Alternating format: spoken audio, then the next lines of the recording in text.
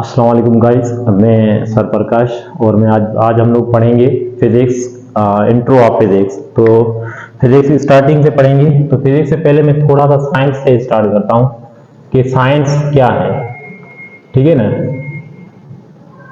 पहले हम थोड़ा सा साइंस से स्टार्ट करें। साइंस क्या है? सच नॉलेज। साइंस क्या है? सच नॉलेज,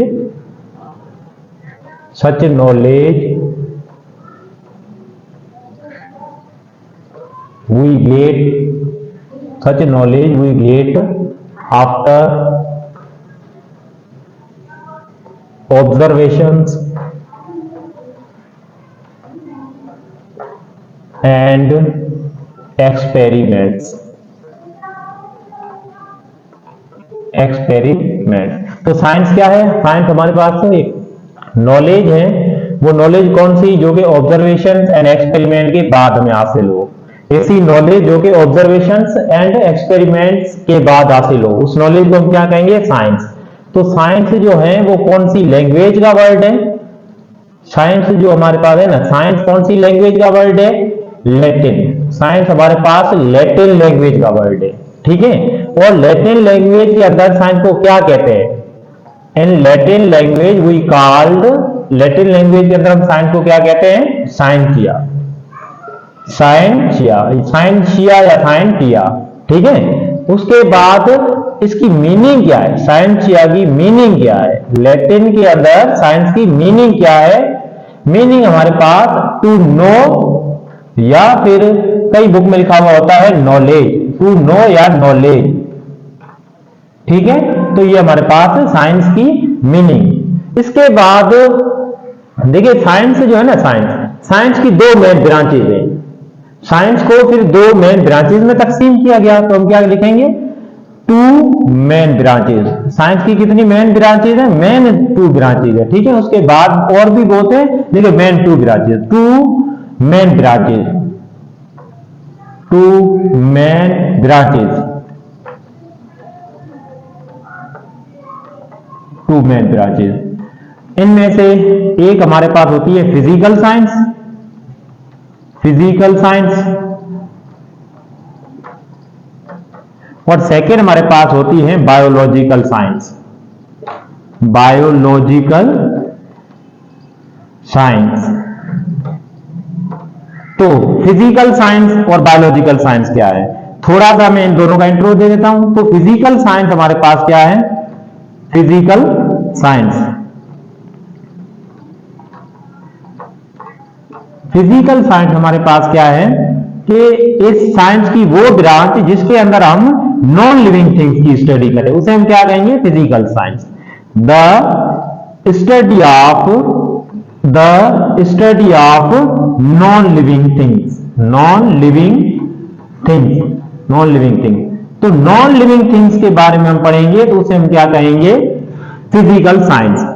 जिसके अंदर फिर फिजिकल साइंस की आगे भी ब्रांचेज हैं, खाली फिजिकल साइंस तक नहीं है साइंस की फिजिकल साइंस ब्रांच, तो फिजिकल साइंस की आगे और भी ब्रांच है। फिजिकल साइंस की जैसे हमारे पास फिजिक्स, हम ना फिजिक्स पढ़ेंगे तो फिजिक्स बेसिकली किसकी ब्रांच है? फिजिकल साइंस की ब्रांच है। जैसे हमारे पास केमिस्ट्री, तो केमिस्ट्री भी हमारे पास फिजिकल साइंस की ब्रांच है। ठीक है, जैसे अगर मैं कहूं तो मैथमेटिक्स भी हमारे पास फिजिकल साइंस की ब्रांच है। मैथमेटिकल, मैथमेटिक्स, ठीक है, ईटीसी। तो इस तरीके से वो ब्रांचेस जिसके अंदर नॉन लिविंग थिंग्स के बारे में हम पढ़ें, तो उसे हम क्या कहेंगे? Physical science. चाहे फिजिक्स हो, चाहे केमिस्ट्री हो, चाहे मैथमेटिक्स हो, चाहे हम कोई लैंग्वेज पढ़ रहे हो, चाहे या फिर और कुछ भी हम साइंस में पढ़ रहे हो। ठीक है, तो नॉन लिविंग थिंग्स के बारे में पढ़ेंगे तो उसे क्या कहेंगे? Physical science. सेकेंड हमारे पास है फिजिकल साइंस, फर्स्ट हमारे पास फिजिकल साइंस, सेकेंड हमारे पास है biological science, biological science. Biological science के अंदर हम किसके बारे में पढ़ेंगे? साइंस की वो ब्रांच जिसके अंदर हम लिविंग थिंग्स के बारे में पढ़ें।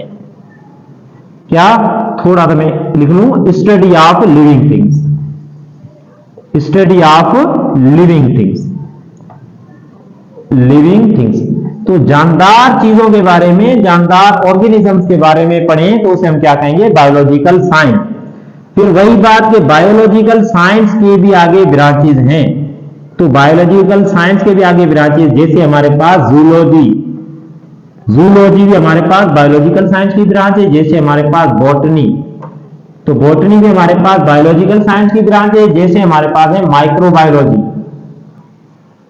माइक्रोबायोलॉजी ईटीसी, ठीक है। इट मीन्स के ये हमारे पास बायोलॉजिकल साइंस की ब्रांचेज हैं और बायोलॉजिकल जो साइंस है वो साइंस की ब्रांच है। तो हम बेसिकली फिजिक्स स्टार्ट करने वाले हैं। तो फिजिक्स से पहले थोड़ा सा इंट्रो मैंने बेसिक साइंस से स्टार्ट किया है। अब हम आते हैं अपने टॉपिक पे, फिजिक्स पे या इंट्रो ऑफ फिजिक्स पे। तो अब हम पढ़ते हैं फिजिक्स के बारे में, फिजिक्स क्या है, ठीक है। सिर्फ फिजिक्स का हम इंट्रो पढ़ रहे हैं अभी तक।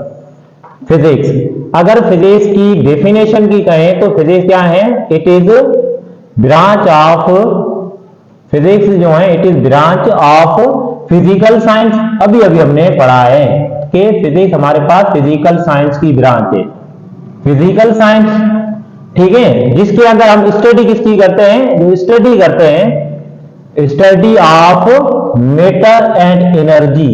फिजिक्स के अंदर हम मैटर एंड एनर्जी, मैटर और एनर्जी के बारे में पढ़ते हैं, या फिर इन दोनों के बीच में जो इंटरेक्शंस हैं उनके बारे में पढ़ेंगे, ठीक है।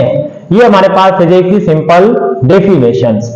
उसके बाद अगर फिजिक्स को कहें तो फिजिक्स कौन सी लैंग्वेज, फिजिक्स जो है वो कौन सी लैंग्वेज का वर्ड है? फिजिक्स हमारे पास ग्रीक लैंग्वेज का वर्ड है, ग्रीक लैंग्वेज का फिजिक्स वर्ड है। ग्रीक लैंग्वेज के अंदर फिजिक्स को क्या कहते हैं? ग्रीक लैंग्वेज के अंदर फिजिक्स को कहते हैं फिजिकोस, फिजिकोस। तो फिजिकोस की मीनिंग क्या है, या फिजिक्स की मीनिंग क्या है? अगर मीनिंग की बात करें तो फिजिक्स की जो मीनिंग है वो है नेचर, नेचर। तो इस मीनिंग के मुताबिक फिजिक्स की एक और डेफिनेशन बन सकती है क्या? The study of natural phenomena, the study of natural phenomena. जो नेचुरल फेनोमेना हो रहे हैं ना, उनकी अगर हम स्टडी करते हैं ना, वो भी हमारे पास फिजिक्स में आती है, ठीक है। तो फिजिक्स का सिंपल ये हमारे पास इंट्रो था, फिजिक्स की डेफिनेशन और फिजिक्स कौन सी लैंग्वेज का वर्ड है और उस लैंग्वेज में फिजिक्स को क्या कहते हैं और फिजिक्स की मीनिंग क्या है, मीनिंग के मुताबिक फिजिक्स की डेफिनेशन क्या बनेगी। तो ये हमारे पास सिंपल इंट्रो था फिजिक्स का, ठीक है। इसके बाद हम पढ़ेंगे branches of physics. I hope कि आपको इस वीडियो से बहुत चीजें सीखने को मिली होगी। तो ये मेरा फर्स्ट वीडियो है, आप इनको कंप्लीट देखा होगा तो आप लोग यहां तक पहुंच गए होंगे।